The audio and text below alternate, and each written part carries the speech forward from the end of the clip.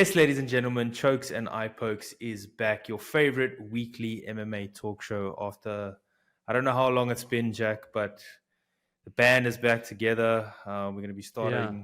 starting it up again after much and many requests from the fans.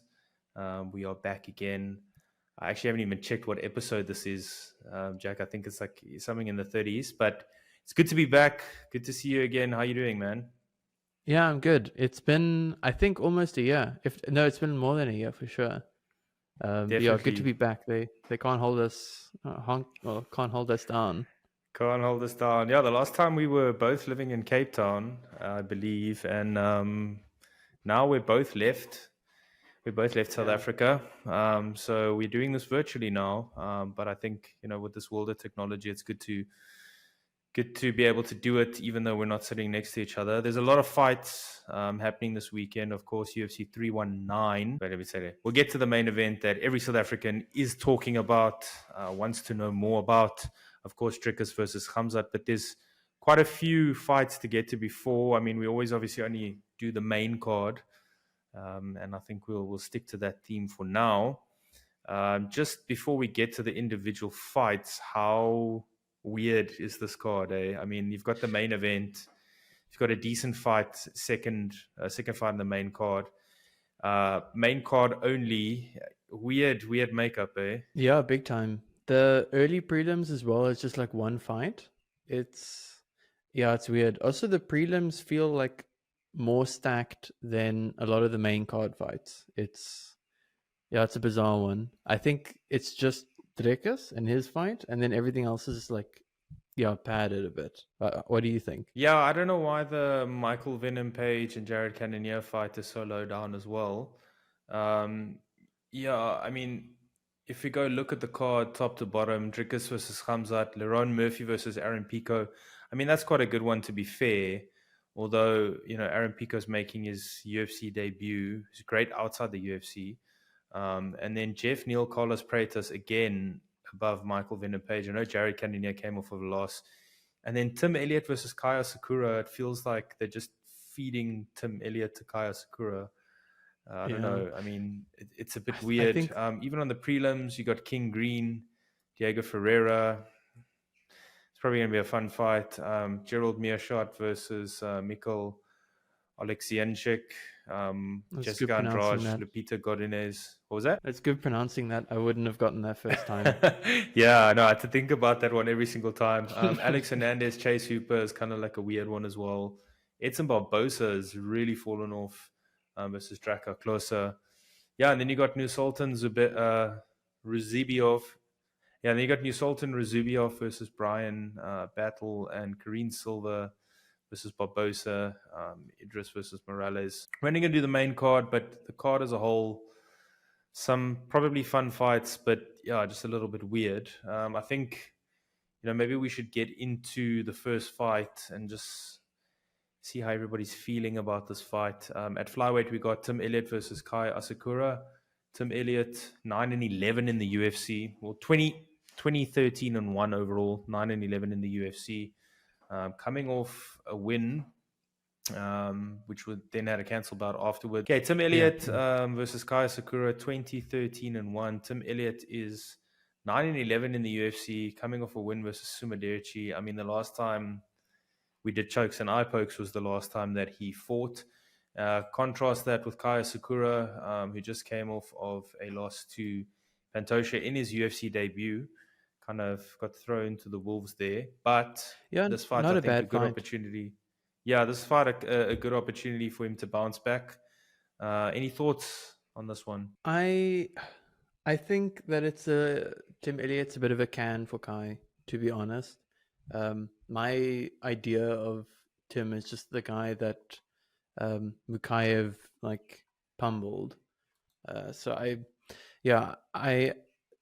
I wouldn't bet the house on this. I don't really see any odds on the website, but I wouldn't be surprised if Kai is the heavy favorite. Yeah, I mean, I wouldn't be shocked as well. I just think that if you want to push Kai Asakura, if you're the UFC, I wouldn't make a fight with Tim Elliott, because if Tim Elliott wins, there's really nothing left for Yeah, to Asakura, gain. and there's nothing left anyway for Tim Elliott. Like if he beats Asakura, does he then go up in the rankings and get a push? Probably not. But I do agree with you that it is a heavy feeder fight. They're just feeding Tim Elliott to Asakura. But until you've won in the UFC, you can't really say that that Kai Asakura is going to do anything to Tim Elliott. Tim Elliott's got a lot of experience in the UFC, 20 fights.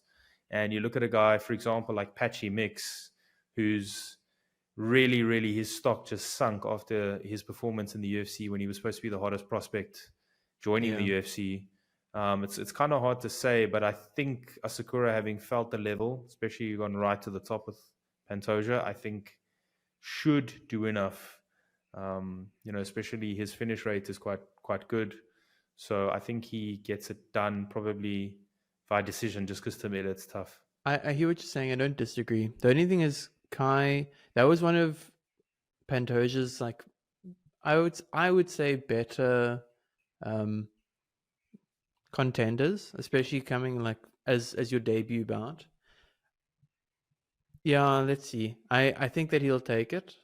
What freaks me out is that you can be brought into the UFC, fight for the title, and then is he even ranked? What freaks me out now is like if he's ranked, he's low. Like if he is even top 15. Tim Elliott is ranked number 18 in the world. Yeah. Okay. In the world now, not in the UFC. So he'd be ranked a little bit high in the UFC. Kai Sakura is ranked number 41 in the world. So even after having fought for the title, he's still ranked lower. Yeah. That actually just makes that fight so weird that he did fight for the title. But yeah. Look, I mean, they're looking for people to fight Pantoja. Pantoja's run through everybody. Luckily, Joshua Van is coming through. And shout outs, actually, it's quite funny because in December I did a video in Cape Town of can you name the UFC fighter? And Joshua Van was one of the people that I had put there. So what the whole thing is, you need to answer 3 questions correctly and you win $300. And you have to do all 3 correct. And every single time I would put Joshua Van in just to make it hard. You know, people really had to earn their money. Not a single person had a clue who he was. And that was in December.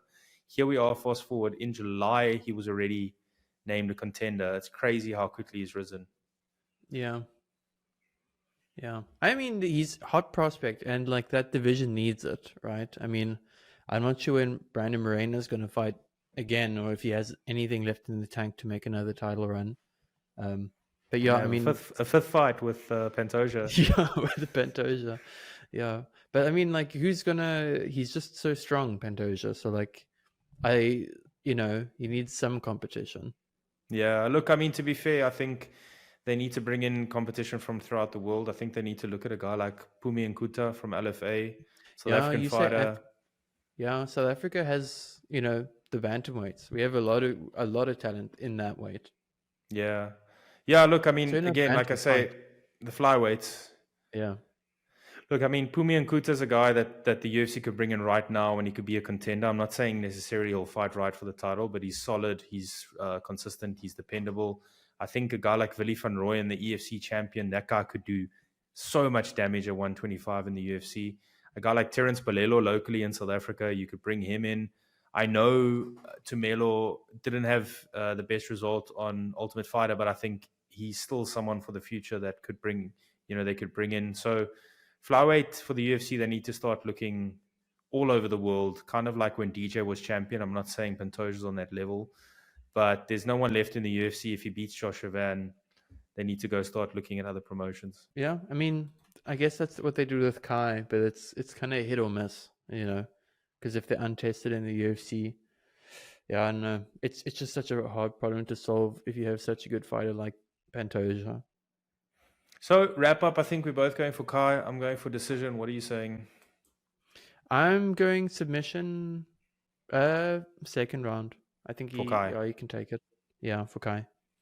All right. Then what I think should have been second from top, it's second from bottom on the main card, is Jared Cannonier versus Michael Venom Page. Jared Cannonier is still ranked number 11 in the world.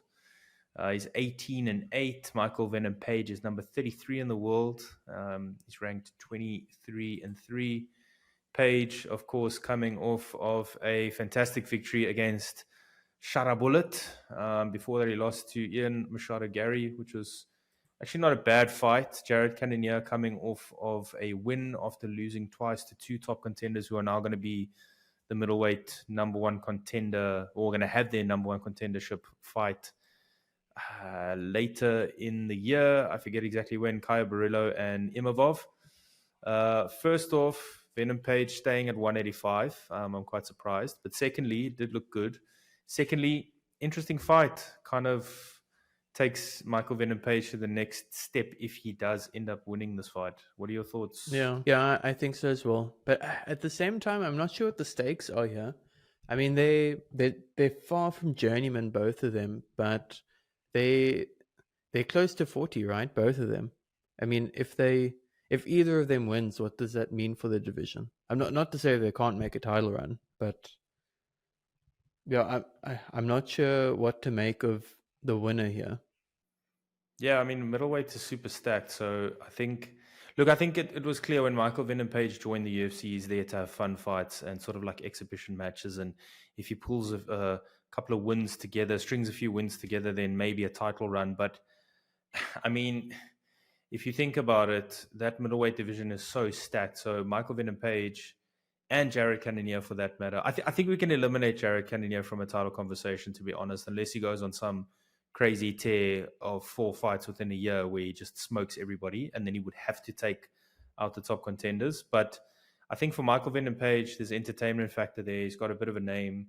So a win here, maybe they put him 1 or 2 away from a title shot. I mean, you never know with the UFC. It's pretty crazy. So I think the stakes are higher for Michael Venom Page than they are for Cannonier.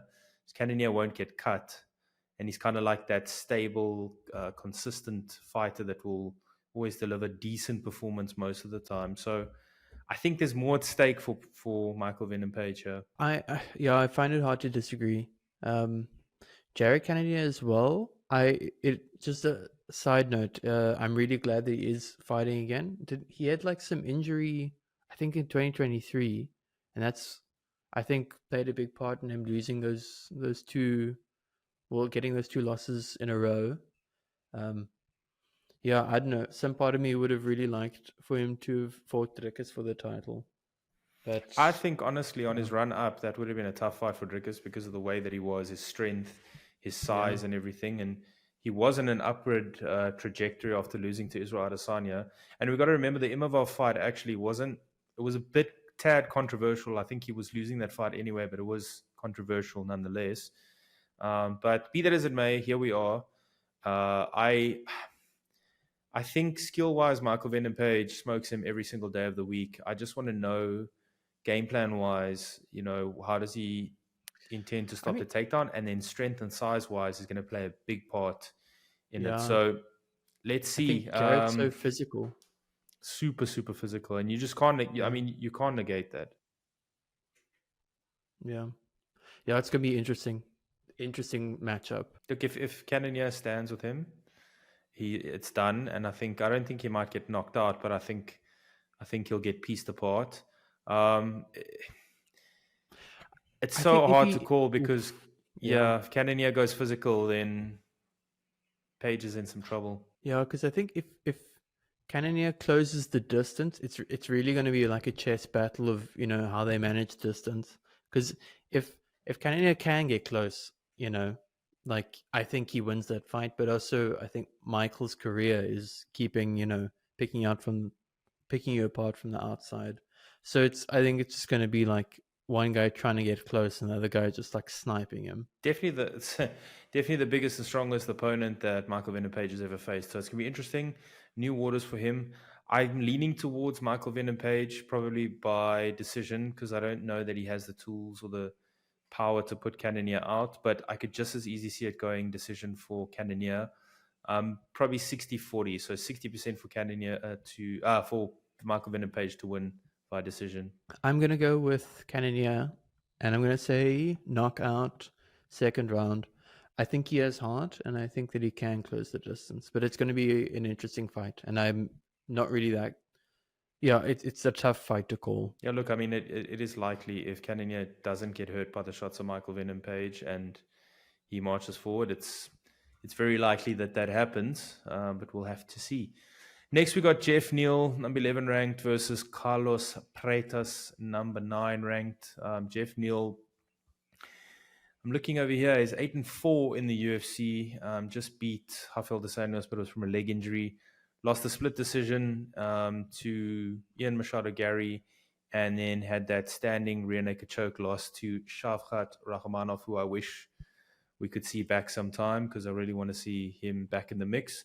Carlos Freitas also lost to Ian Gary in his last fight, which was his first loss in the UFC after 4 straight wins previously, beating Neil Magny just before that with a left hook in round 1. Initial thoughts on this one? Magny is sorry, not Magny. Jeff Neal is scary. Like, I don't know, that guy. I think he can. There's very few people outside of the top 5 that I don't think he can take out. Okay, and what about Pratos? Pratos has been quite impressive since even before the UFC, but now since joining the UFC, went on a bit of a tear. Yeah, that's why I thought of Magny. His fight against Magny was also like that TKO was pretty sick. I don't know. It's going to be an interesting fight. I think there's going to be fireworks here. Yeah, I almost don't think this fight's going to go the distance. I'm kind of banking on a lot of these fights going the distance because I did tell everybody in South Africa, if you want to watch just the Dricus fight, you got to be there by 6 in the morning. But I think we'll be quite safe. But no, look, I think this is again Pratos is still finding his feet in the UFC. I think the UFC are still they're sold on him, but they want to see him take that next step because remember they both lost to Ian Machado Gary, who should be challenging for a title soon.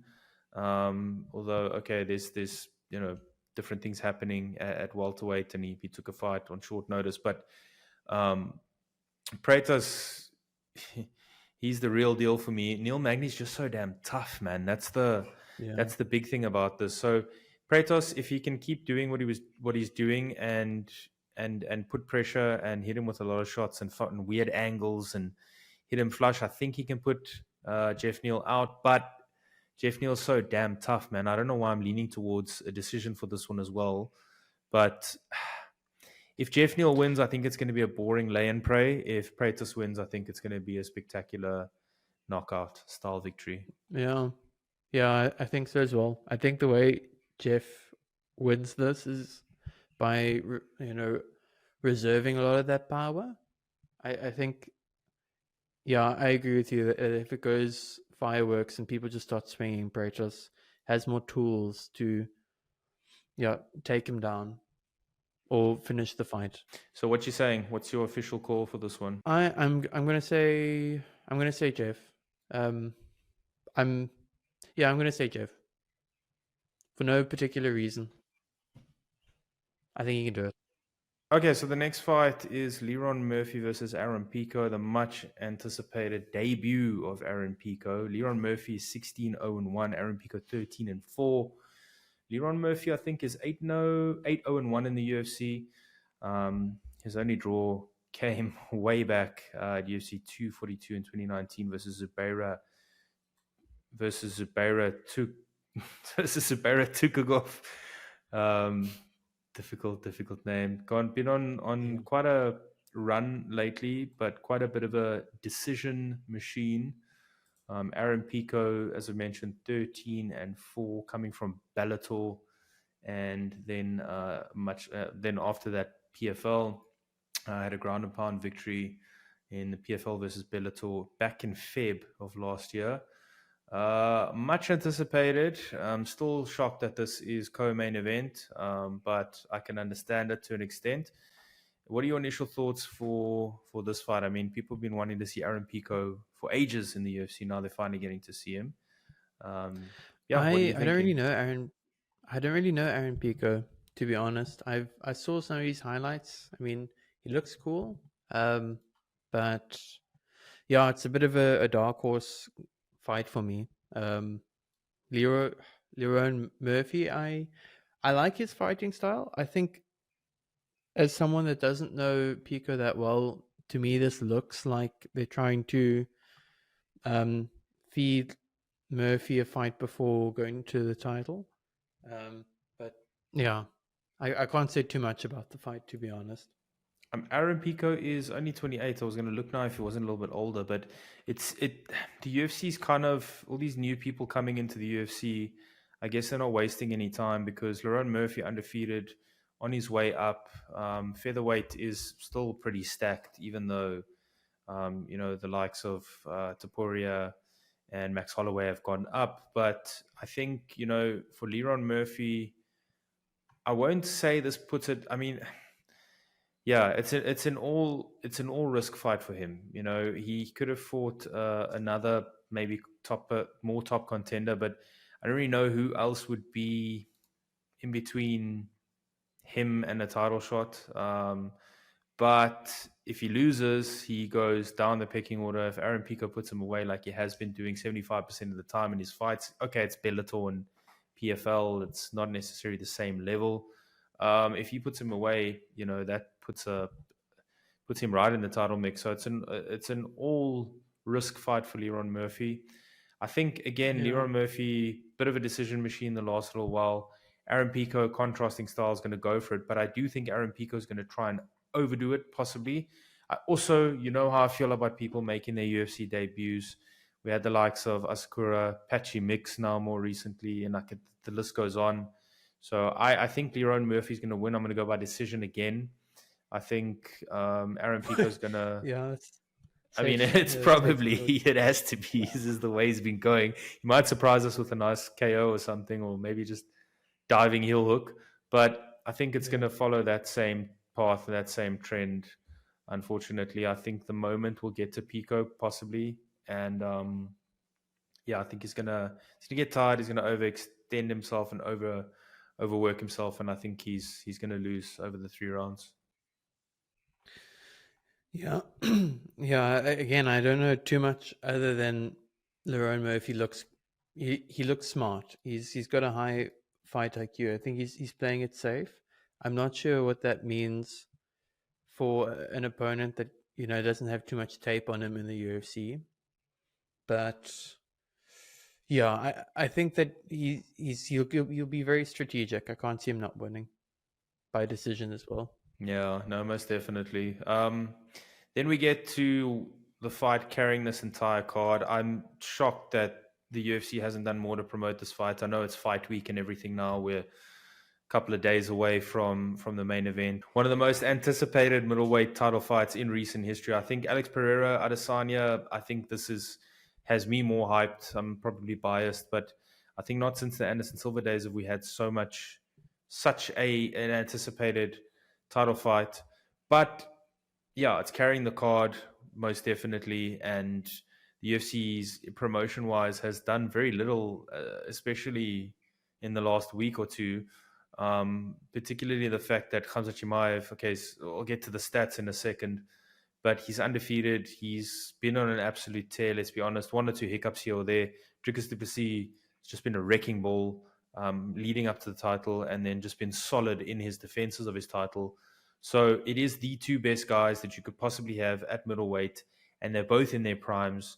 I said it in my video on Sunday. I'm going to say it again. I think we need to first, before we get into any analysis, just appreciate the fact that these 2 fighters in their prime are getting to fight one another, and we're going to get to see it. Hopefully, I don't know. Khamzat Chimaev is doing everything he can not to make it to the fight, playing indoor football and weird ball games outside. But the fight is here. I can't wait. What are your initial thoughts, man? Yeah, I'm really excited. I do believe that this is Dricus's toughest test yet. Without getting into the predictions of who I think is going to win, I think Dricus's camp, it's so much preparation for their opponents, and I think Khamzat is a really interesting problem to solve. I do think they can solve it though. I agree with you there. I mean, I think since Dricus has become champion, at least I think this is the most focused he's been. You can see it I mean, just in the way that He's huge. he's He's huge, but massive. you could see the way that he's preparing as well. I mean, Jackson Doherty's nowhere close to this pre-fight, which is uh, good in a way, I guess, because I think it could be a slight distraction having to do all this extra social media stuff and whatever, which you usually do with him. But he's probably still going to go watch the fight. But you could see he's kind of like shut himself in a box in this time, still having his usual fun and everything. But you could see the focus change now. There's not as much, I don't want to say messing around, but there's not as much extracurricular stuff going on. And definitely, I mean, in any type of conversations I've had with his team, you can see the seriousness in all the fights, but in this particularly, definitely Khamzat, I agree with you, presents a huge uh, uh, puzzle to try to solve. But I think he can solve it. Yeah. I mean, like, going back to the Burns fight and the Usman fight, I think like the blueprint is there, right? It's like let him tire himself out in the first 2 rounds, and then Dricus's cardio, especially in the championship rounds. I think it's a foregone conclusion. If Khamzat doesn't get him out by round 2, I think Dricus takes it. And I think it's just getting to the end of round 2. It's how do you stop this, immovable force, meets unstoppable object, or what is it? Yeah. Mm. Look, I think I agree with you 100%. Obviously, you don't want to try to take too much damage, and you want to make Khamzat work as well a little bit. Well, if he does end up on top, because yeah, I think from the first bell, I do believe when Dricus's coach says we're going to match him and beat him at his own game, I think that's what they're going to try to do. Now, I don't know if that's always smart. I always said, don't try to beat Easy at kickboxing, don't try to beat Sean at boxing, but Dricus ended up doing it. So I think he has the physicality, I think he has the skill, I think he has the durability and the toughness to match him. Maybe not from the first bell, because I think it's obvious what's going to happen in the first couple of seconds of round 1. Khamzat's going to run and dive on a leg and try to take him down. Now, Dricus du Plessis got a mean-ass guillotine. I mean, he's put a lot of fighters away.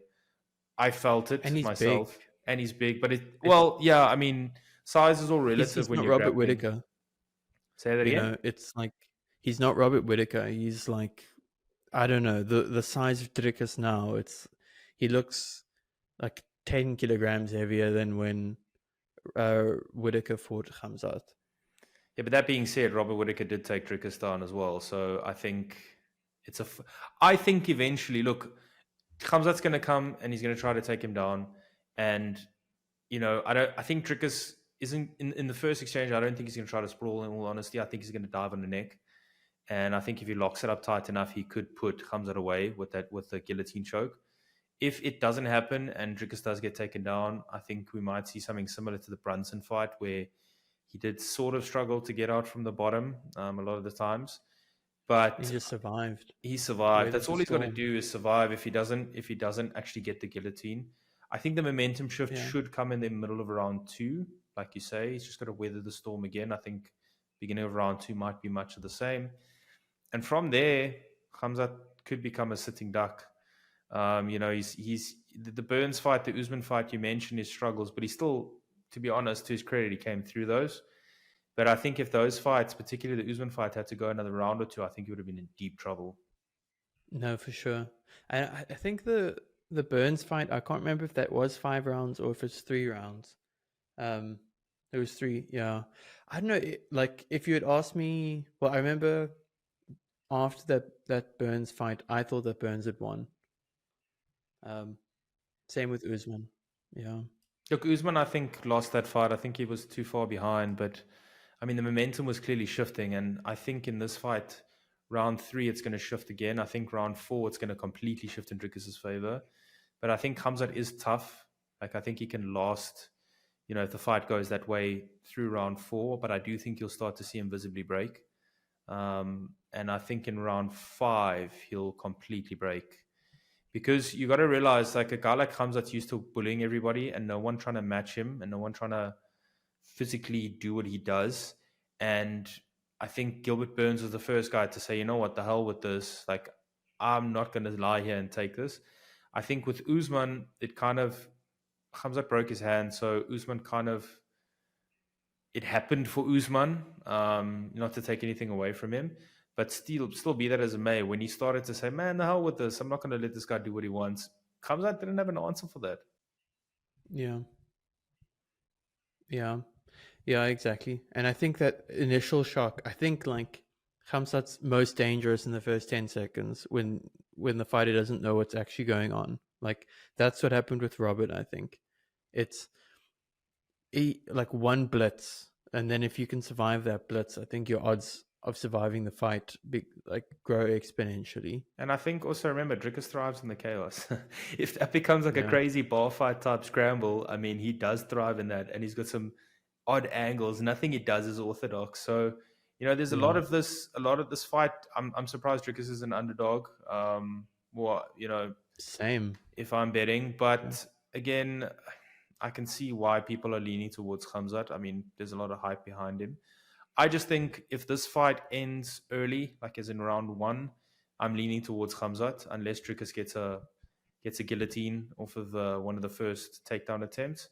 But almost certainly, if this fight makes it past round three or makes it past this, halfway through round three, I'm going with Dricus definitely, and I actually believe by finish. Yeah.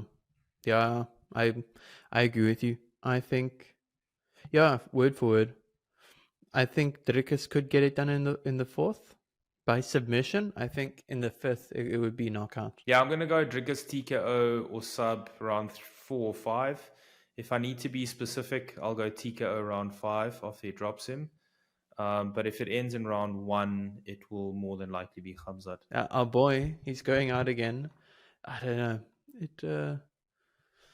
Yeah. This is the fight that makes me the most unsure, to be honest. I always back Dricus, but yeah, him versus Sean, for instance. The first fight, we knew he was going to win. Second fight, we knew he was going to win.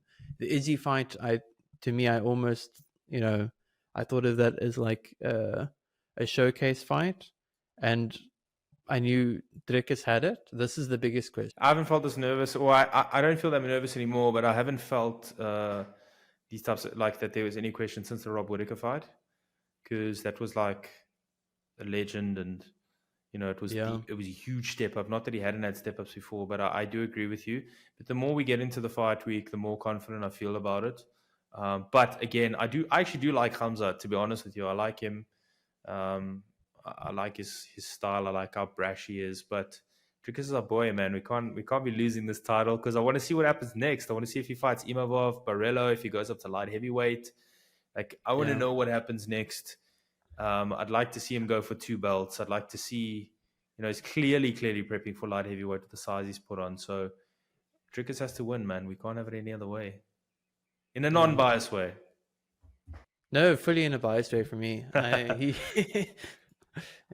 Yeah, cool. So we both got Dricus winning late on in the fight. Yeah, we obviously going to be doing. I'm obviously going to be doing a live stream of UFC 319. So if you guys want to check it out, make sure you guys are subscribed. Wins. Drop us a comment if you're happy to have us back. Of course, if you guys like exclusive access, make sure you join our membership. Link is in the description. And we hope you guys enjoyed us being back. And we'll see you guys next week. Cheers, everybody.